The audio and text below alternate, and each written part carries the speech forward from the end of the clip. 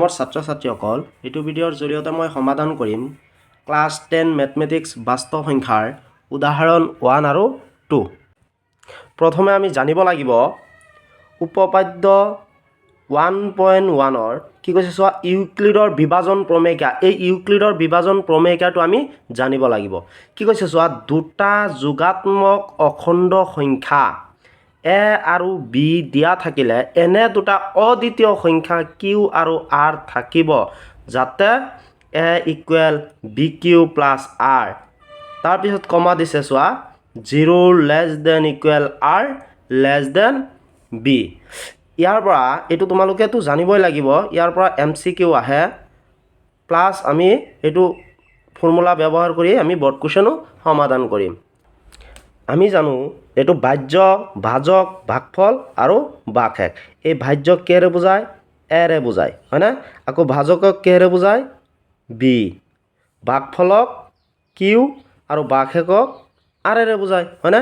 আমি পাইছিলোঁ যে A equal B Q plus R য'ত 0 less than equal R less than B, হয়নে?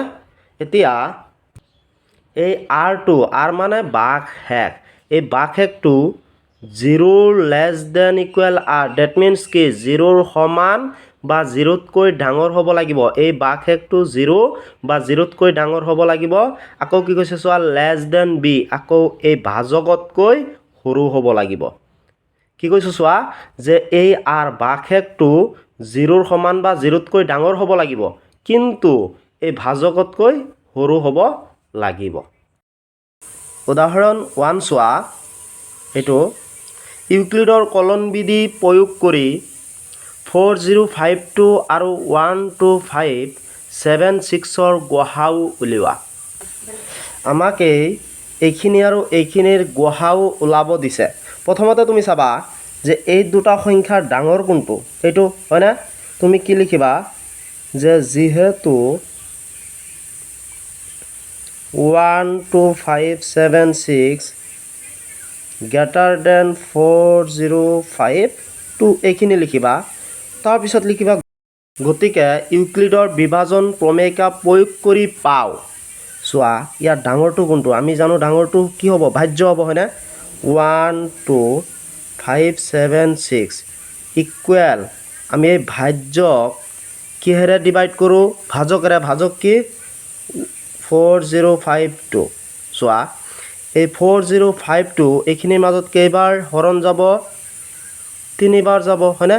এইখিনি আৰু এইখিনি তুমি পূৰণ কৰিবা, ঠিক আছে? পূৰণ কৰাৰ পিছত এইটোৰ পৰা যদি তুমি মাইনাছ কৰা ভাগশেষ কি থাকিব? 402 থাকিব, ঠিক আছে? তাৰপিছত আকৌ এইখিনি ভি যিটো ভাজকটো আগত আনিবা 4052 ইকুৱেল এই ভাগশেষটো ইয়াত ল'বা 420। এতিয়া এইখিনিৰ মাজত কেইবাৰ হৰণ যাব? 9 বাৰ যাব, ঠিক আছে? তোমালোকে এইটো চাবা। এই 9 আৰু এইখিনি তুমি পূৰণ কৰাৰ পিছত এই 4052ৰ পৰা মাইনাছ কৰিলে কিমান থাকিব? 272 থাকিব। আকৌ তুমি এই 420ক আগত আনিবা 420 ইকুৱেল এই ভাগশেষটো ইয়াত ল'বা 272 ইনটু এতিয়া চোৱাচোন কেইবাৰ যাব? এই 272 420ৰ মাজত কেইবাৰ যাব? একবাৰ যাব, হয়নে?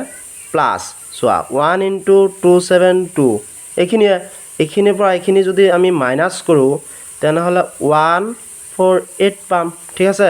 এতিয়া আকৌ এইখিনি তুমি আগত লিখা 272 ইকুৱেল এই লাষ্টৰখিনি আগত লিখা 148 ইনটু এতিয়া চোৱাচোন কেইবাৰ যাব?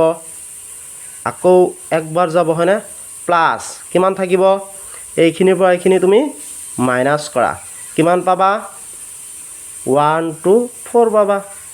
আকৌ চোৱা এই 148টো আগত লিখা 148 ইকুৱেল এই 124 কেইবাৰ যাব? নিশ্চয় একবাৰ যাব, হয়নে? কিমান থাকিব? 24 থাকিব। আকৌ চোৱা 124টো আগত লিখা 124 ইকুৱেল 24 এতিয়া চোৱাচোন 24 কেইবাৰ যাব 5 বাৰ যাব প্লাস কিমান থাকিব 4 থাকিব হয়নে তাৰ পিছত চোৱা আকৌ এই 24ক লিখা ইকুৱেল a4 ইনটু 4 24ৰ মাজত কেইবাৰ যাব 6 বাৰ যাব হয়নে প্লাস চোৱাচোন 4 into 6 24 24 minus 24 0 থাকিব হয়নে চোৱা যেতিয়ালৈকে লাষ্টত r2 0 নোলাব তেতিয়ালৈকে কিন্তু এনেকুৱা অংক কৰিয়েই থাকিব লাগিব এতেকে চোৱা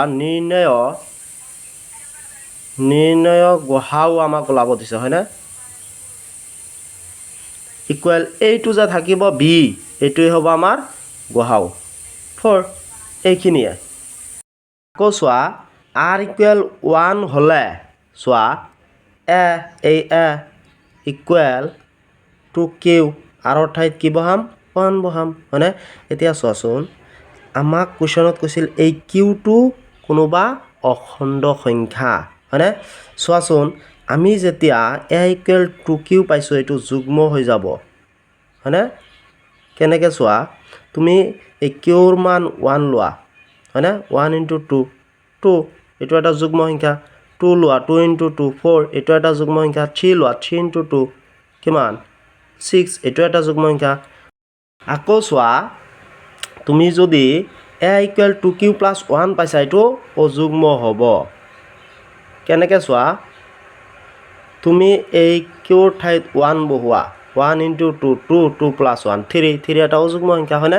আকৌ তুমি 2 লোৱা 2 into 2 4 4 plus 1 5 এইটো এটা অযুগ্ম সংখ্যা গতিকে আমি লিখিম এতেকে a equal to q হলে a যুগ্ম হয়নে a যদি 2q হয় a যুগ্ম আমি লিখি দিম গতিকে যিকোনো যোগাত্মক যুগ্ম অখণ্ড সংখ্যাই 2q আৰ্হিৰ আনহাতে চোৱা a equal to q plus 1 হলে a অযুগ্ম হয়নে চোৱা এতেকে যিকোনো যোগাত্মক অযুগ্ম অখণ্ড সংখ্যাই 2q plus 1 আৰ্হিৰ এইখিনি লিখিলে হৈ যাব